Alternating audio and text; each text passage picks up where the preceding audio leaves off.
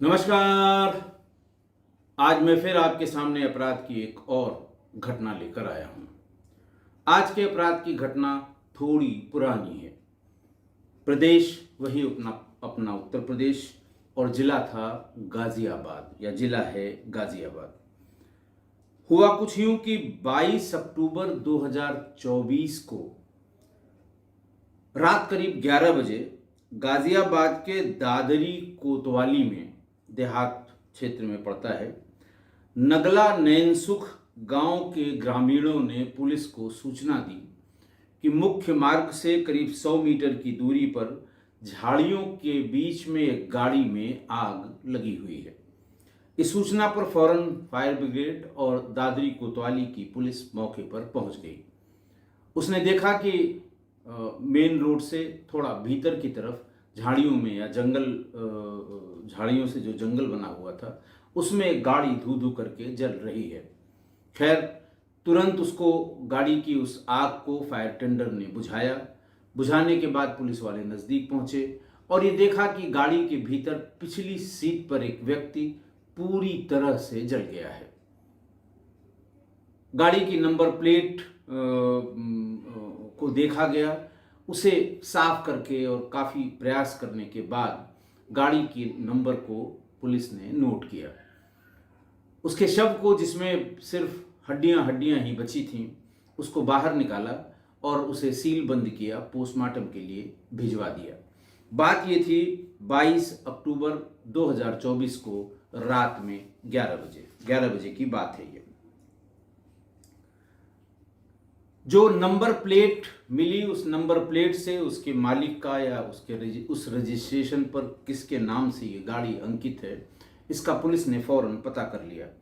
और पता किया तो ये पता लगा कि ये गाड़ी संजय यादव नाम के व्यक्ति पर रजिस्टर्ड है और वो नेहरू नगर तृतीय, नेहरू नगर थर्ड, गाजियाबाद का रहने वाला है। ये बात जल्दी पता लग गई करीब 11:20 पे। 11:30 बजे जैसे ही ये पता लगा, जो उसमें एड्रेस था, लोगों से पूछ के उनके घर वालों को सूचना दे दी गई। घर वाले आए, लेकिन उसमें पहचानने लायक कुछ नहीं था और वो गाड़ी देखते ही उन्होंने पहचान लिया कि ये फॉर्च्यूनर है और संजय ने भी 2 या 3 महीने पहले ही इसे खरीदा था। खैर, पुलिस ने फौरन उसके मोबाइल नंबर की तलाश की और उसमें जो जो लोग थे उनके नंबरों पर एक एक करके बात करनी शुरू की। जब घर पे संपर्क किया गया और घर वाले आए तो उन्होंने ये बताया कि ये लगभग 3 बजे से घर से लापता हैं या घर से बाहर हैं, घर से चले गए थे।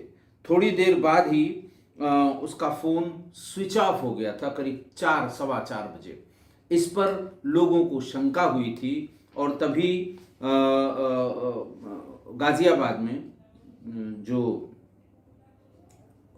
जहाँ के वो रहने वाले थे, वहाँ पर उन्होंने पुलिस को सूचना दी कि ऐसे ऐसे वो गायब हो गए हैं नेहरू नगर में, जहाँ के रहने वाले हैं। संबंधित थाने को सूचना दी कि संजय यादव जो प्रॉपर्टी डीलर हैं, वो उनका मोबाइल स्विच ऑफ हो गया है और वो 3 बजे घर से बिना मतलब कुछ कहे हुए, क्योंकि वो जाते रहते हैं, प्रॉपर्टी डीलर थे, तमाम लोगों को वो प्रॉपर्टी दिखाना, उनसे सौदा करना, फिर रजिस्ट्री के लिए जाना, जो ये रूटीन के काम हैं किसी प्रॉपर्टी डीलर के, उस सिलसिले में जाया करते थे।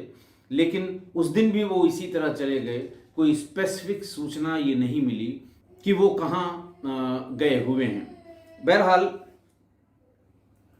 पुलिस ने ये सब देखते हुए उसके मोबाइल नंबर की तलाश शुरू की और फिर उसके बाद जो लास्ट कॉल आई थी उससे उन्होंने ये गेस करना शुरू किया कि ये कौन लोग हो सकते हैं, क्योंकि जिससे लास्ट कॉल हुई थी उससे भी बात नहीं हो पा रही थी, उसका मोबाइल स्विच ऑफ था। बहरहाल, पुलिस ने बहुत जल्दी ऐसे लोगों को लोकेट कर लिया, क्योंकि उनकी मोबाइल की लोकेशन भी वहीं पर आई जहां पर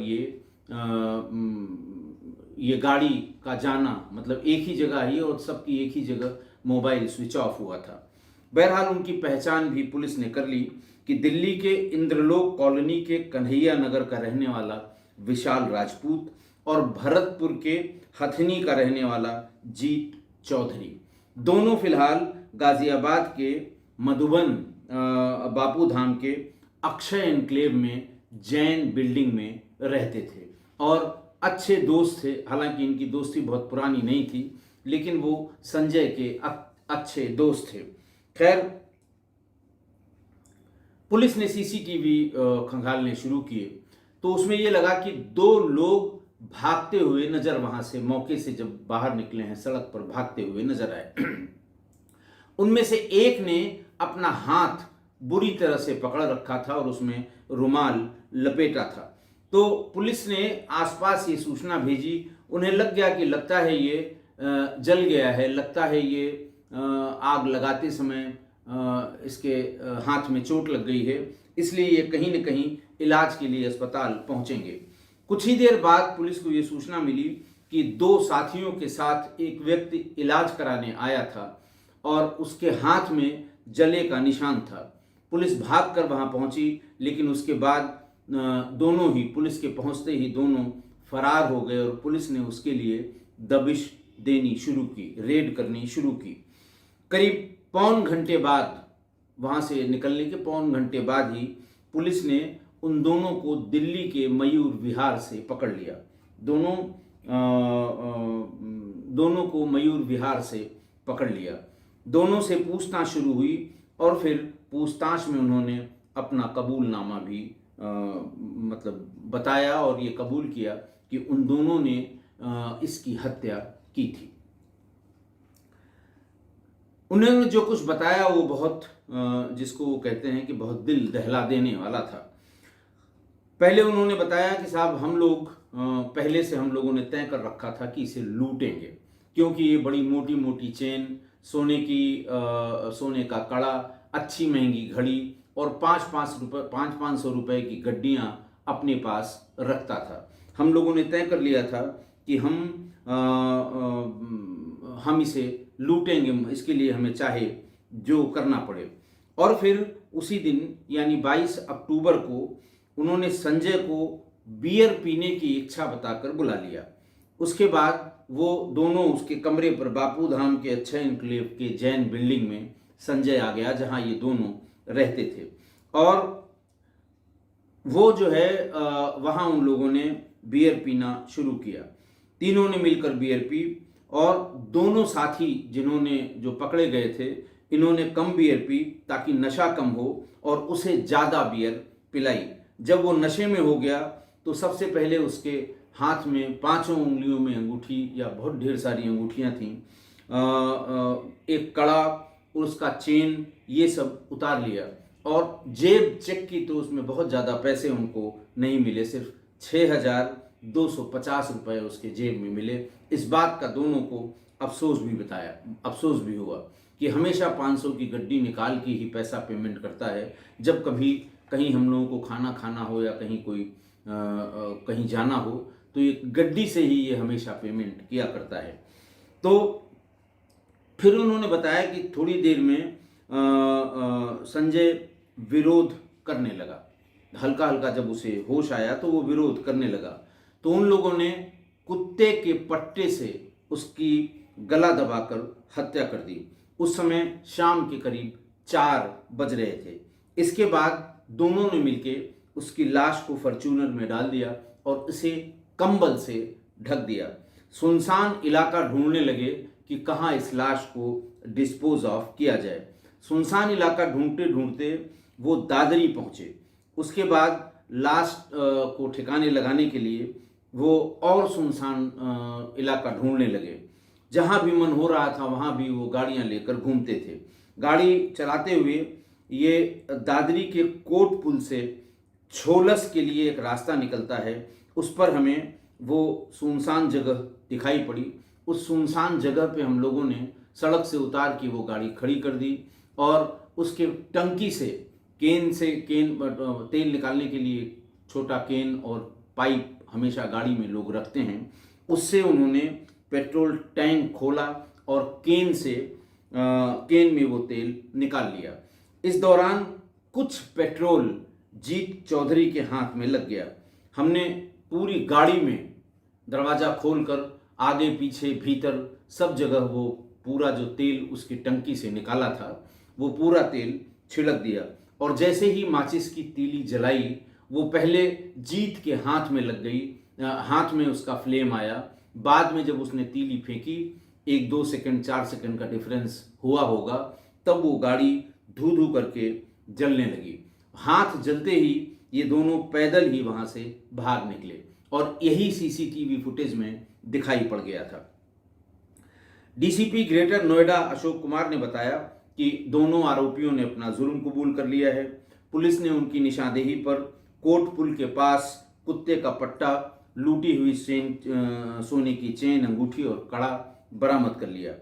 अब दिक्कत ये थी कि बॉडी न तो कुछ पहचानने लायक थी और न ही उसमें कुछ बचा हुआ था, लिहाजा उसको पोस्टमार्टम हाउस से जो कुछ भी बचा हुआ अंश शरीर का था उसको घर लाने के बजाय जो परिजन थे वो सीधे ब्रजघाट ले गए, और ब्रजघाट में ही उसका जो कुछ भी शरीर का हिस्सा बचा हुआ था उसका अंतिम संस्कार कर दिया। घर वालों की हालत आप सोच सकते हैं कि मृत्यु के बाद लाश भी घर की डेहरी तक नहीं पहुंच पाई। परिजनों ने बताया कि 3 महीने पहले ही उसने ये नई फॉर्च्यूनर खरीदी थी। परिवार इसीलिए बहुत गुस्से में था। बाकी जानकारी ये हुई कि संजय यादव का पैतृक गांव गौतम बुद्ध नगर के पतवाड़ी में था। शादी के बाद उसके पिता धर्मी यादव बम्भैटा गांव में आकर परिवार के साथ रहने लगे थे। गांव में उसकी जमीन भी थी। परिवार को जमीन का मुआवजा भी मिला था, और उसके पिता भाटिया मोड़ के पास दूध की डेयरी चलाते थे। 6 भाइयों में सबसे छोटा संजय और उसके 3 बड़े भाइयों की पहले ही मौत हो चुकी थी। ये चौथा था। शेष 2 ही भाई आज की तारीख में बचे हैं। भाइयों का परिवार अलग अलग रहता है।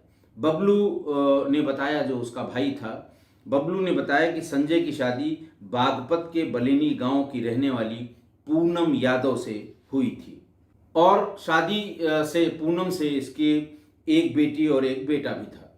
संजय ने नेहरू नगर में 5 साल पहले ही एक नया मकान खरीदा था। सबसे पहले उसने ब्याज पर पैसे देने का काम शुरू किया, और धीरे धीरे जब वो ब्याज पर पैसा देने वाला काम चल पड़ा तो प्रॉपर्टी डीलिंग के काम से वो जुड़ गया, और बतौर बिल्डर भी वो काम करने लगा। गौतम बुद्ध नगर सहित अन्य जगहों पर वो फ्लैट बनाकर बेचता था।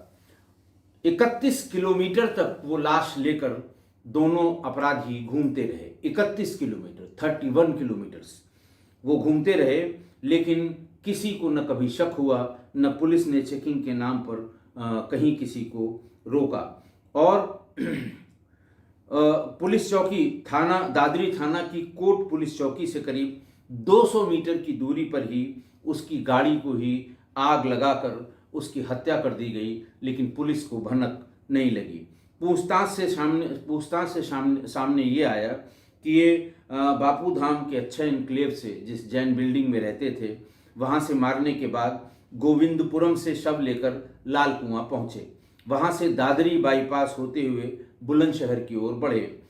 लोहारली टोल प्लाजा पर सीसीटीवी लगे होने के कारण नैनसुख गांव की ओर मुड़ गए, और नैनसुख गांव में ही उन्होंने शव को फॉर्च्यूनर में डालकर उसमें आग लगा दी। तो ये भी सोचने वाली बात है, पुलिस के लिए तमाम ये जवाब देना मुश्किल हो गया कि गाजियाबाद कमिश्नरेट और गौतम बुद्ध नगर कमिश्नरेट के बीच वो 31 किलोमीटर तक चलते रहे। दोनों ने ये बताया कि वो मधुबन, बापूधाम, कवि नगर और वेव सिटी के बाद ये गाजियाबाद के इलाके हैं। गौतम बुद्ध नगर कमिश्नरेट में बिसरख, बादलपुर और दादरी थाना क्षेत्रों से गुजरे। कई पुलिस चौकी और चेकपोस्ट इस बीच में पड़े होंगे, लेकिन न किसी ने ध्यान दिया, न किसी ने उसे रोक कर उससे चेक करने की या पूछने की कोशिश की गई। इन दोनों को पुलिस ने गिरफ्तार करके जेल भेज दिया। 24 अक्टूबर 2024 को ये घटना का खुलासा पुलिस ने किया और इसकी प्रेस कॉन्फ्रेंस भी की। आज की घटना देखिए, आज की वारदात तो एक सामान्य वारदात है। दो दोस्तों ने मिलकर एक दोस्त की हत्या कर दी। दो दोस्त उस दोस्त के हालिया दोस्त बने थे, अभी हाल फिलहाल में उसके दोस्त बने थे। वो जो प्रॉपर्टी डीलिंग का काम करता था उसी बहाने आए और धीरे धीरे उसके साथ हो लिए, दोस्ती हो गई, साथ में घूमते रहे। उसने न सिर्फ, इन दोनों दोस्तों ने न सिर्फ हत्या की, मतलब हत्या की वारदात सामान्य सी है, न सिर्फ हत्या की बल्कि उसकी हाल में खरीदी गई फॉर्च्यूनर में उसकी लाश को रखकर उसमें आग लगा दी। कारण सिर्फ संजय को लूटना था। ऐसा लूटने का जो उनके दिमाग में आया, जैसा उन लोगों ने पुलिस को बताया कि उनके मन में लूटने की योजना तब बनी क्योंकि वो अक्सर उसके साथ घूमा करते थे कि वो नई नई गाड़ियों पर चलने का उसे शौक था। गले में मोटी मोटी सोने की चेन, हाथों में मोटे सोने के कड़े, ब्रासलेट, महंगी घड़ी, ब्रांडेड जूते, ब्रांडेड चश्मे और ज़्यादातर समय में काले कपड़ों में, काले शर्ट और जीन्स या काली सफारी या इस तरह के कपड़ों में वो चलता था। और गाड़ी में एक दो दोस्त जिनके पास बंदूकें हों, आजकल वो फैशन है हाफ वाली जो डबल बैरल या सिंगल बैरल होती है, दूर से देखने में वो AK-47 जैसी ही लगती है, तो वो वाली लेके चलना, या एक आध राइफल वाले। जब भी कोई इस तरह के लोग मिल जाते थे वो उनको साथ बिठा लेता था। दूसरी आदत कि वो हमेशा जब भी इन लोगों के या दोस्तों के बीच में कोई पेमेंट करना होता था तो 500 की गड्डी ही निकालता था। उसी से वो पैसा, मतलब अगर किसी रेस्टोरेंट में नाश्ते का भी अगर पेमेंट करना है तो वही 500 की गड्डी निकालकर उसी में से पैसा निकालकर वो दिया करता था, बैग में रखता था या जेब में रखता था।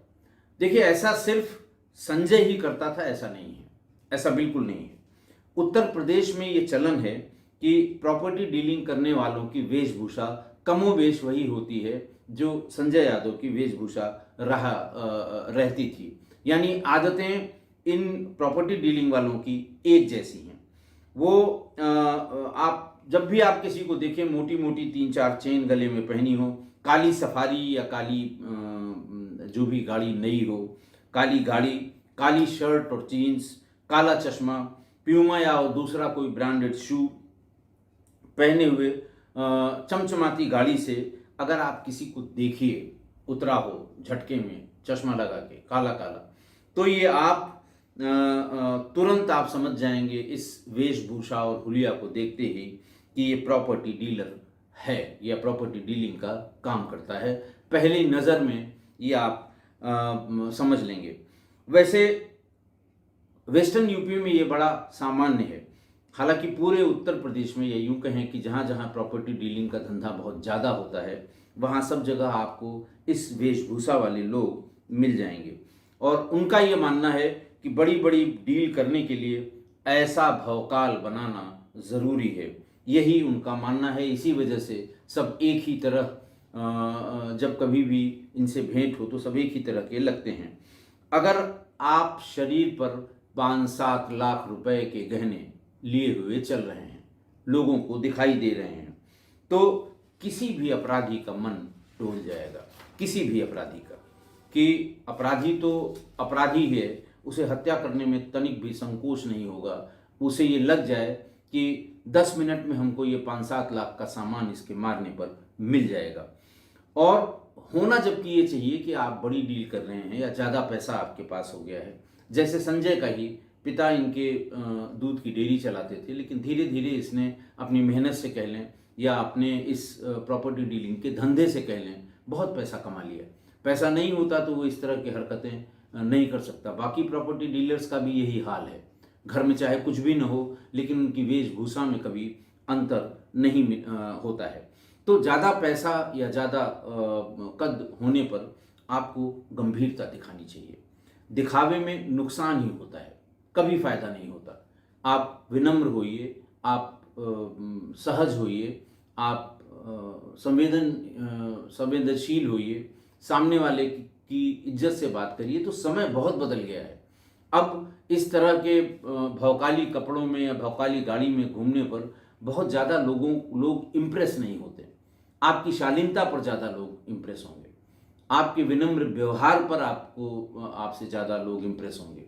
जब उनको पता लगेगा कि आप इतनी बड़ी बड़ी डील कर रहे हैं, करोड़ों करोड़ की डील कर रहे हैं, लेकिन आपके अंदर सादगी है और विनम्रता है।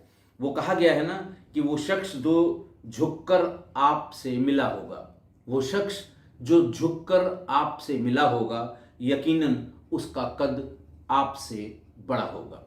कहने का आशय भी यही है कि अगर आप जितना विनम्र होंगे, जितना आप सहज होंगे, आप जितना संवेदनशील होंगे, जितना आप बातचीत में आप आराम से बातचीत करते हैं या उसको बहुत विनम्रता से बातचीत करते हैं, आपका कद उतना ही बड़ा हो जाता है। दिखावे से कुछ नहीं होता, कोई फर्क नहीं पड़ता।